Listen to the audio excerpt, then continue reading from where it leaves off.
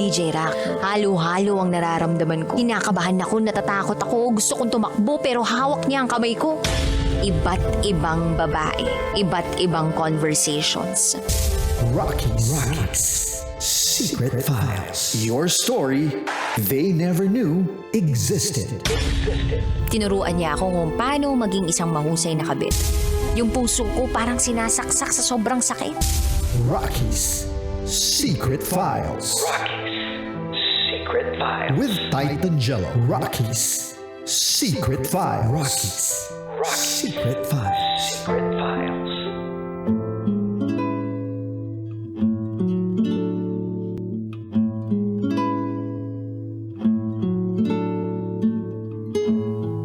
And we're back. Kasama niyo pa rin si DJ Rocky Tera. DJ Titan Jello. And this is Nene's Secret File.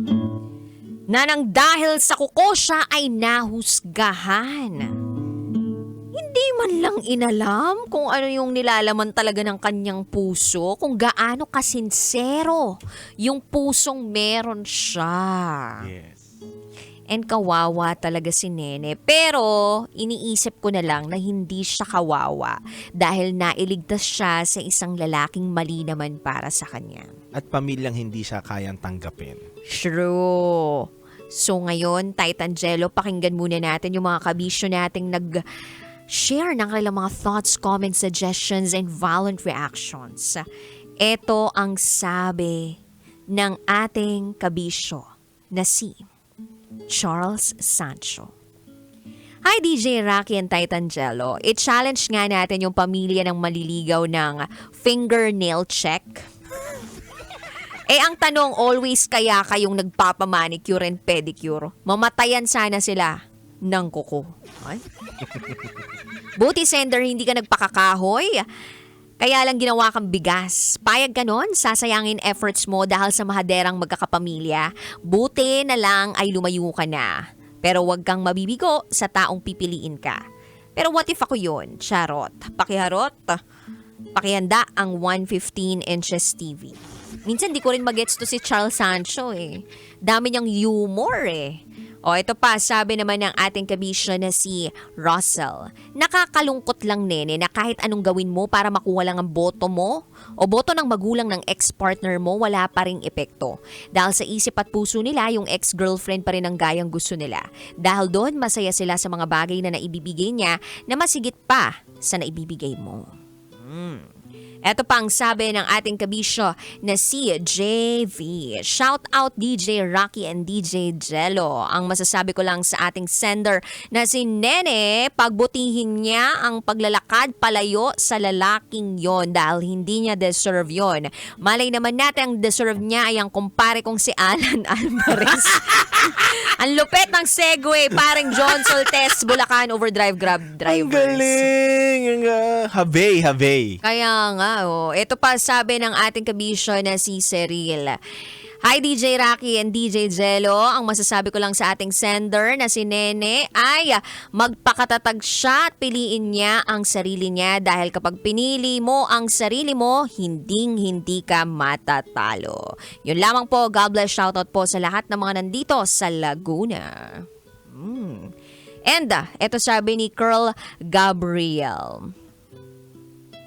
Alam nyo, DJ Rocky and DJ Jello, sobrang nakakabilib ang ating sender dahil nag-walk away siya doon sa lalaking yon at sa pamilyang yon. Mahirap talaga na hindi boto sa'yo ang pamilya ng taong mahal mo. Doon ka na lang sa tao at pamilya na gugustuhin ka, na yung tipong kapag dinalhan mo ng cake, meron ka ring iti-take out na pang breakfast mo.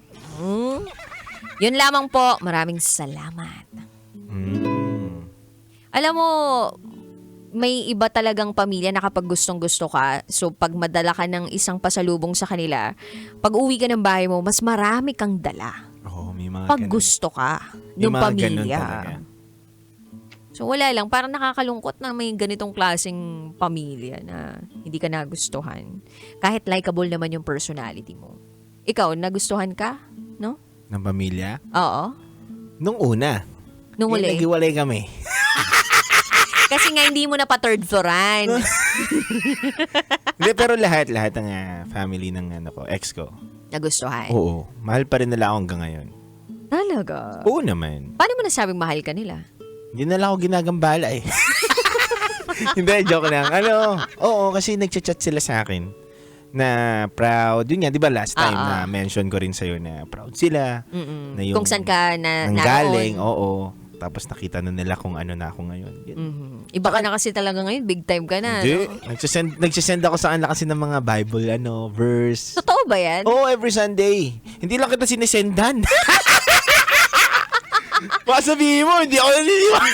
Sa dinala lang na to. Totoo ba? Totoo naman, dude. Nagsisend ako ng mga Bible verse kahit sa story ko sa Instagram. Totoo naman, nagsisend ako sa puso kanila. mo ba yan? Totoo. Dati ako makasalanan eh. Na nag-repent na? Pumasok sa akin yung Holy Spirit. Tinanggap ko na mabuti. Kala ko ibang spirit yung nasa yung evil. Yung devil ba?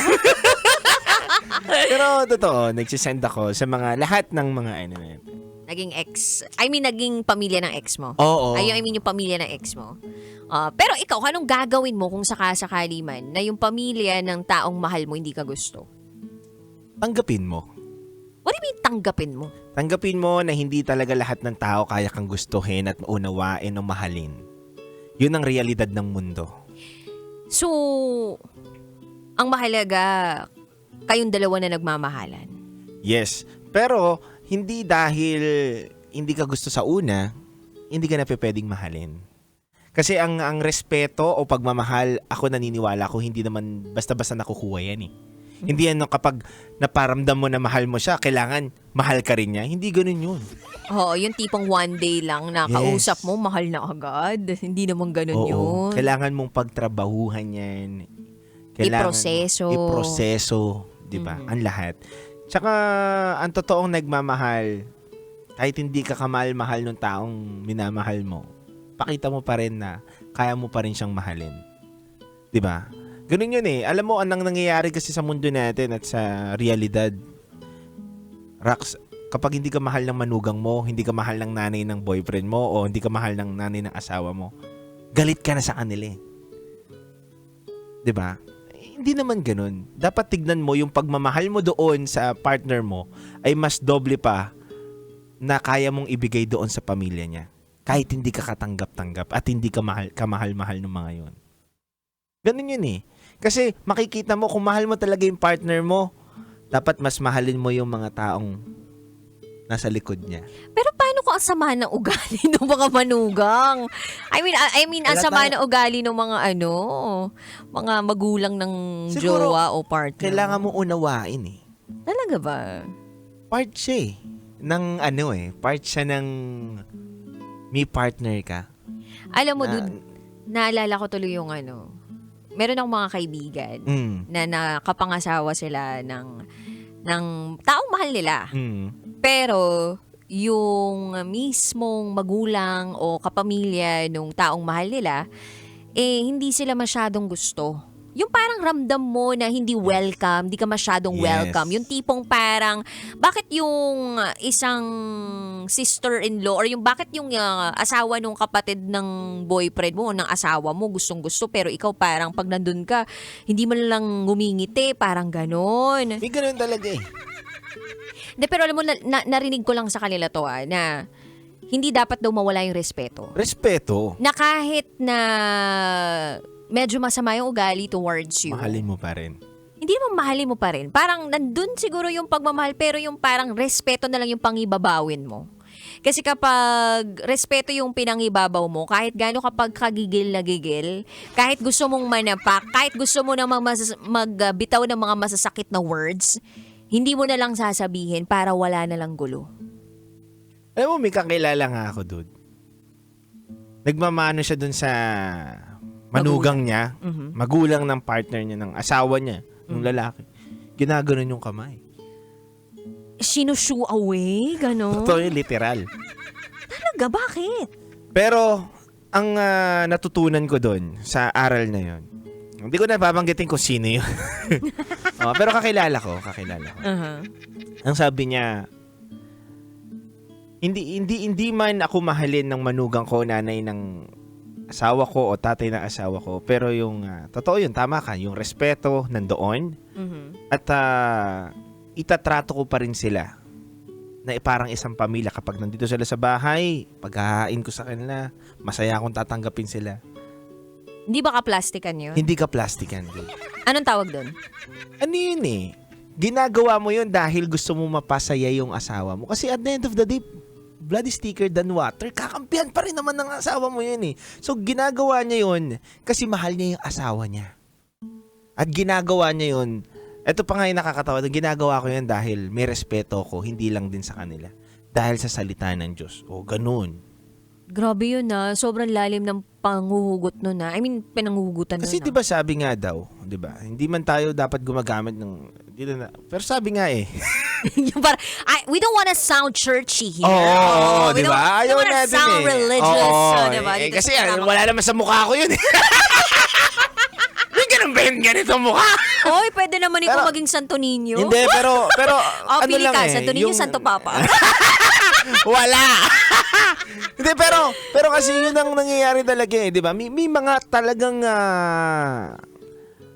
partner na nagmamahal doon sa nanay ng asawa nila, hindi lang dahil doon sa asawa nila, dahil yun ang nararapat dahil sabi nga daw sa Bible. Yun lang ako. Mahalin mo ang kapwa. Oh, pero kung sa akin yun, yari sa akin yun. Kasi di ako yun eh. Sama. Hindi. Kidding aside, but yun nga, respeto sa magulang dahil may magulang din tayo. Totoo. At isa rin naman yan sa utos eh, di ba? Na mahalin mo yung magulang. Oo. Kahit walang yan eh. Sorry! Uy, pero alam mo, dude, eto pa, para sa sender naman natin na nakikinig ngayon, kung nakikinig man si Nene ngayon, pinadala niya to by the way, na naka-document form pa. As in, alam mo, nakasulat siya sa naka-document, Microsoft document pa, gamit niya.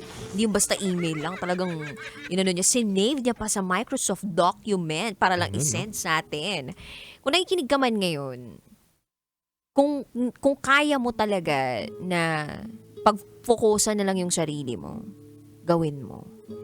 And kung pipili ka ng panibagong tao na papapasukin sa buhay mo, siguraduhin mo na lang din talaga na tapos na magmahal ng ex. Yes. Pag may narinig ka na ng mga bali-balita na parang nagkakausap pa sila ng ex niya, confirm mo. Kasi mahirap na dalawa kayo sa buhay niya na hindi pa siya tapos dun sa isa. Tama. Pag pinagpatuloy mo yan, sakit lang talaga sa ulo yun eh. Kumbaga, kung umpisa pa lang alam mo na, you are just preparing yourself or you are just letting yourself be in a position na alam mo na sa dulo masasaktan ka rin. So, X na agad pag alam mong hindi pa tapos sa X. Tama. Kakainis yung mga X na yun. Nanggigil. O kasi hindi ibibigay sa'yo 100% pagmamahal, no? Hating-hati. Minsan naiisip ka pa. Pangalan mo, Angel, biglang Beatrice. Oh my Beatrice! Anong Beatrice? Angel ako eh. O kaya yung tawagan ninyo, love, tapos Love, biglang no? naging tinawag ka, baby. Ay! Ba't mo ako tinawag na baby? Di ba masamang tawagin kita baby? Oo. Tawagin mo na lang ako daddy, ganun. Kainis.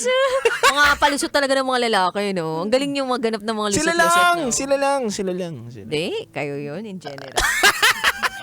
Anyway, sa mga kabisyo po namin out there na gusto mag-share ng kanilang mga secrets, share to us raketera@gmail.com. Kami po ay magbabalik para sa top secrets. Pero syempre, bago kami magbalik, gusto lang namin kayong imbitahan sa aming alagang Unilab na handog para sa ating mga kabisyo na nasa Taguig area. Signal Taguig. Ayan, mga kabisyo, Signal Taguig po yan. Signal Taguig. Yeah. I love it. At syempre makakasama dyan ang mga kapitapitagang DJs ng Love Radio Manila, pangungunahan nila Tanya Chinita, Uncle Dagol, Kim Chino at Konyo Bicolano. Maratoni, and syempre ang pinakapoging ducks natin, nakasama natin Titan Jello. Yan. Ako naman Kasama. naka-area ako sa time na yun. Yo. So, huwag niyo mo akong hanapin doon.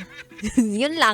And pasalamatan natin yung mga sponsors natin. Syempre. Napakadami. Oo nga, alam mo, dude, kanina, pinick up namin yung mapapanalunan ng ng mga kabisyo natin na pupunta doon. Alam mo ba na pwede silang manalo ng appliances mula sa Harry Appliance. Wow. Oo. Tapos ito pa yung isa sa mga pwede nilang mapanalunan. Yung Ion Electrolyte Drink. Wow. Oo. At ito pa, meron tayong parang pag-grocery package mula naman sa Mayet de la Rosa Fine Jewelry. So maraming salamat po, Mayet de la Rosa Fine Jewelry. Ang saysay. Mayet. At meron pa, may isa pa tayong sponsor na hindi pa nababanggit. Wait lang, nasa na ba yun? Hinahanap ko dito sa cellphone ko. Sandali lang, na-screenshot Yung ko mga na yun. snacks yan Ayan. Diba? Ito yung Daily Reach Corporation, the makers of Chispa Chips, Mavis Wafer, and Choco Tella, available online in selected groceries and stores. Wow. At ano ba kasi yung gagawin natin dun sa Alagang Unilab? Syempre meron tayong libreng lugaw, libreng taho, libreng gupit, libreng pedia check-up, games and activities.